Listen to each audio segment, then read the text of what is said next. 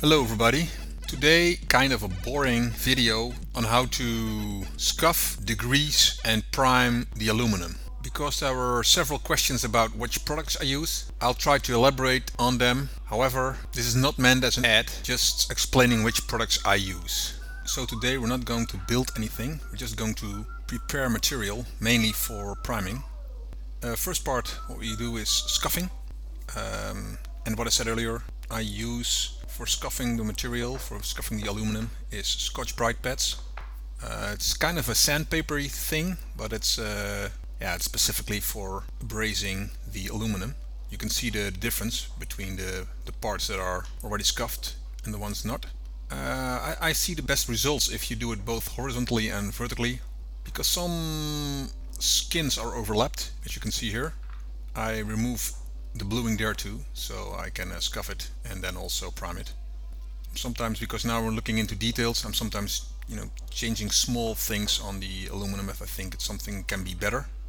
In the back I have my paint booth, so as soon as this is done I can start priming. I didn't video the priming process itself. So for priming I use Sikkens, which is an Akzo Nobel product. It's a wash primer and I really like it. It's very simple. It's a 1K, so it's a one component, which makes it very easy. Some people say no, you really need 2K.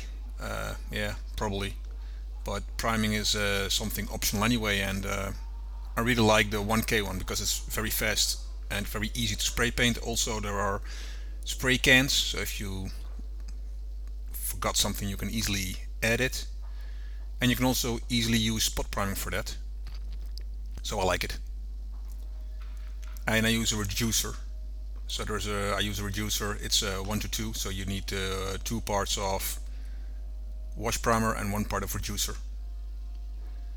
The last product I use is it's a degreaser. Of course you need gloves for that, because else the grease on your fingers will kind of undo all the things you did. And I use a crystal water-based degreaser.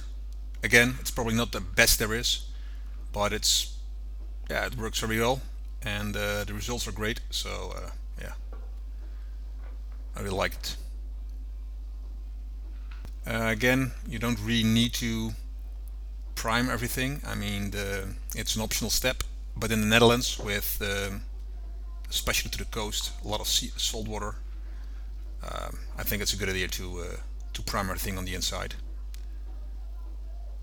Here I do also the other materials, so not only the skins, but also the bulkheads, the auxiliary longerons, and even the rudder and brake pedals.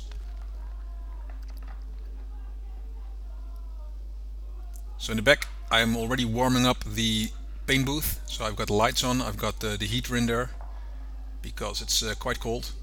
It's probably, it's not below 0, but it's maybe 3 or 4 degrees Celsius. So that will not, if you don't heat it up there, that it will take a long time before the primer dries, and maybe it's also not a good thing if it takes too long. I'm not sure. I'm not sure what the chemical reaction will be if it's too cold, but I'd better make it warmer. Also, as you can see, I also scuffed up and degreased the part just behind on the tail cone, just behind the bulkhead, because there is an overlapping of skins. Okay, continuing building my pie in the sky.